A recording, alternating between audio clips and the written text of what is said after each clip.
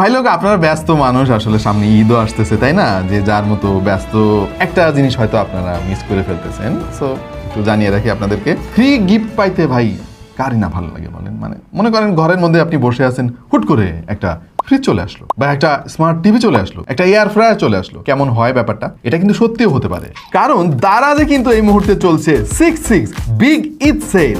20 মে থেকে শুরু হয়ে এই ক্যাম্পেইনটা কিন্তু চলবে 6 জুন পর্যন্ত। তার মানে হাতে সময় কিন্তু খুবই কম।